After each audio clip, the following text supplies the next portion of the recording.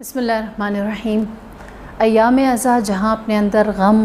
اور مصیبت کے پیغام کو رکھتے ہیں، اس کے ساتھ ہی ہمارے لیے کچھ کردار ایسے نکھر کے سامنے آتے ہیں کہ جو ہماری زندگی کے اندر سب سے بڑی حوصلہ افزا چیز بن جاتے ہیں، جو ہمارے لیے سب سے زیادہ پرسکون عنصر بن جاتا ہے، جن میں سے ایک ایسا تعلق ہے ماں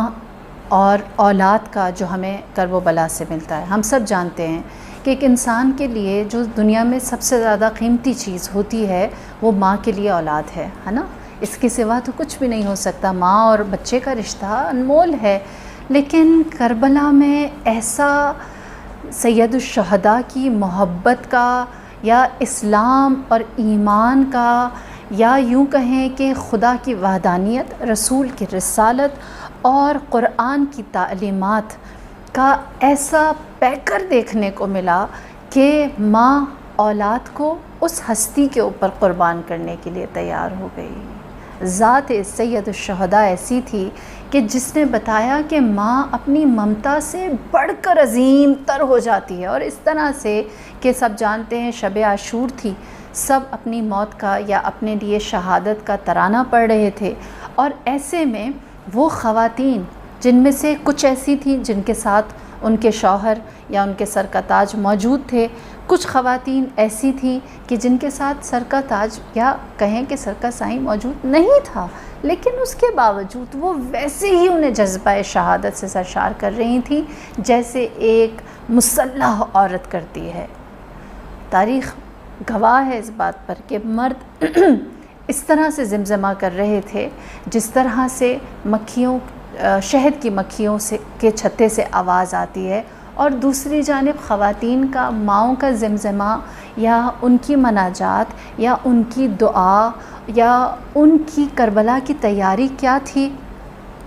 خیمہ ام رباب، وہ لوری جینے کی نہیں، وہ لوری شہادت کی سنا رہی تھی۔ خیمہ جناب ام فروہ، جہاں پر ایک یتیم ان کے پاس موجود تھا جس کی سن بھی عمر بھی بہت چھوٹی سی تھی جناب قاسم کی، لیکن وہ ان کو یہ تعلیم نہیں دے رہی تھی کہ تم نے جوان ہو کر میرا کیسے خیال رکھنا ہے یا یہ امام حسین کے گھر کا مسئلہ ہے، بلکہ وہاں جذبہ شہادت ایسا سکھایا جا رہا تھا کہ وہ امانت جو امام حسن مجتبیٰ نے وقت آخر عنایت فرمائی تھی، ماں کھول کر بتاتی ہے اور دکھاتی ہے اور موت کے لیے تیار کرتی ہے۔ یہ ام فروہ کی تعلیمات تھی کہ آپ نے جناب قاسم کو یہ تعلیم دیا کہ جاؤ اور اپنا نام فہرست شہداء میں تلاش کرو۔ خیمہ جناب زینب کبریٰ، تاریخ کی وہ بہترین ماں جس نے اپنے بچوں کو اپنے حسب نسب، اپنے خاندان اور جو دین کی معرفت ہے اس کے مطابق بہترین تربیت دی، لیکن ایک عنصر جہاں پر آ کر میں کہوں کہ میری اور آپ کی ممتا جس ماں پر قربان ہو جاتی ہے بالخصوص کربلا سے، وہ جناب وہب کلبی کی والدہ ہیں، جن کو مادر وہب کلبی کے نام سے جانا جاتا ہے، جن کے بارے میں دو روایات ہیں۔ ایک روایت یہ کہتی ہے کہ وہ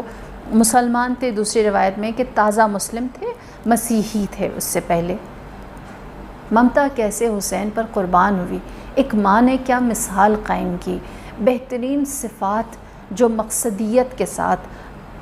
حسینیت کے پیغام میں شامل ہوتی ہے، وہ جناب وہب کلبی کی ایسی تھی کہ ان کی وہب کلبی کی شادی کو صرف 17 دن ہوئے تھے، روز عاشورہ، اور جناب وہب کلبی کی والدہ کہتی ہیں میرے لال بہت سارے شہداء کی لاشیں آ گئے، ایسا نہ ہو کہ میں جناب فاطمہ الزہرا کے سامنے شرمندہ ہو جاؤں، اپنی جان کو ان پر قربان کر دو اور میرے چہرے کو فاطمہ الزہرا کے سامنے روشن کر دو۔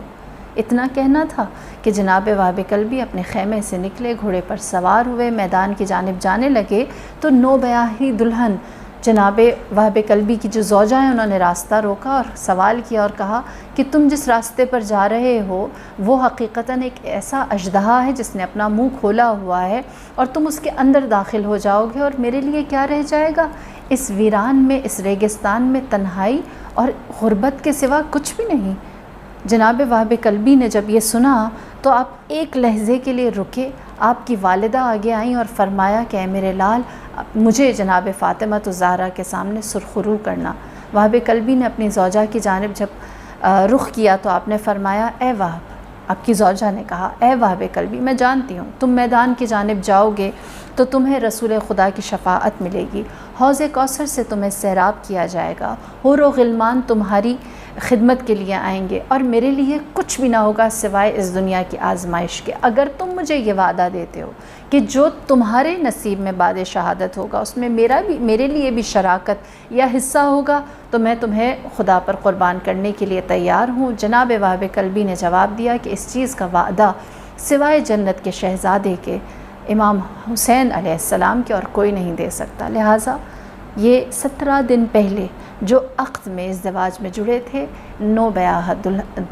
جو کپل تھا وہ امام کے پاس گیا اور امام سے جناب وہب قلبی نے اپنا سوال رکھا۔ امام نے گریہ کیا، اپنے ہاتھوں کو آسمان کی جانب بلند کیا، ان کے لیے دعائے خیر کی اور فرمایا کہ جو تمہاری زوجہ کا مطالبہ ہے اللہ نے اس کو پورا کیا، یہ تمہارے لیے بھی جزائے شہادت میں شریک رہے گی۔ اور اس کے بعد وہب قلبی میدان کی جانب گئے۔ تاریخ کہتی ہے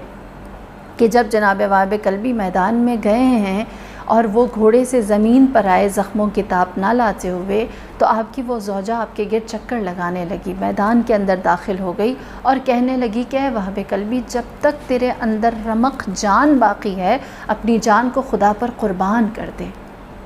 وہب قلبی حیران ہوئے، کہنے لگے کچھ دیر پہلے تو میری زندگی کی دعا مانگتی تھی اور آج مجھے شہادت کا درس دیتی ہے، کیا ہوا؟ تو وہب قلبی کی زوجہ نے جواب دیا، کہا کہ جب تم میدان کی جانب جا رہے تھے میں نے دیکھا امام حسین دو زانو بیٹھے ہیں اور آسمان کی جانب نظر کر رہے ہیں، میں نے دل میں سوچا کہ اگر یہ دنیا ان کی نہ ہوئی تو ہماری کیا ہوگی، اور اس دنیا کا اگر کوئی بہترین مصرف ہو سکتا ہے، استعمال ہو سکتا ہے، وہ یہی کہ ہم اپنی جان کو ان پر وار دیں، اس سے بہتر اس جان کا اور کوئی مصرف نہیں ہے۔ اور جناب وہب قلبی اپنی جگہ سے اٹھے اور انہوں نے جنگ کرنا شروع کی، یہاں تک کہ آپ نے جام شہادت نوش کی۔ کہتے ہیں کہ شمر بن ذوالجوشن کا غلام آگے بڑھا اور انہوں نے وہب قلبی کا سر تن سے جدا کیا، اور پھر اس کے بعد وہ سر جناب وہب قلبی جن کا سن مبارک صرف 21 سال تھا، ان کا سر آپ کے خیمے کی جانب پھینکا جہاں آپ کی والدہ کھڑی ہوئی ان کے شہادت کے اس منظر کو دیکھ رہی تھیں۔ جب وہ سر اس ماں کے پاس آیا آپ نے اٹھایا، دیکھیے ممتا کربلا میں کیسی نظر آتی ہے، کس معراج پر ہے کہ آپ نے اس سر کو لیا، اس کا بوسہ لیا، اور بوسہ لینے کے بعد فرمایا جو چیز ہم حسین پر قربان کر دیں، جو صدقہ ہو جائے اس کو ہم قبول نہیں کرتے۔ یہ کہہ کر اتنی طاقت کے ساتھ وہ سر واپس قاتل کی جانب پھینکا ہے کہ کہتے ہیں کہ وہ سر جب قاتل کے سینے پر آ کر لگا وہ وہیں پر واصل جہنم ہوا۔ آپ لائیے کوئی ایسی مثال ماں کی، ممتا کی، قربانی کی، فداکاری کی، اپنے مقصدیت کے ساتھ جڑے رہنے کی، ایسی استقامت، اس طرح سے اپنے مقصد کے ساتھ انسان کا تعلق زمین اور آسمان میں کہیں نہیں ملتا جو ہمیں کربلا سے ملتا ہے۔ کربلا ہمیں بتاتا ہے کہ بہترین ماں کیا ہے۔ پروردگار عالم ہمارے اندر چھپی ہوئی اس مادر وہب قلبی کو زندہ کرے اور ہمیں یہ توفیق دے کہ ہم بھی پوری فداکاری کے ساتھ اپنی اولاد کو مقصد حسینیت تک پہنچا سکیں۔ والسلام علیکم ورحمۃ اللہ وبرکاتہ۔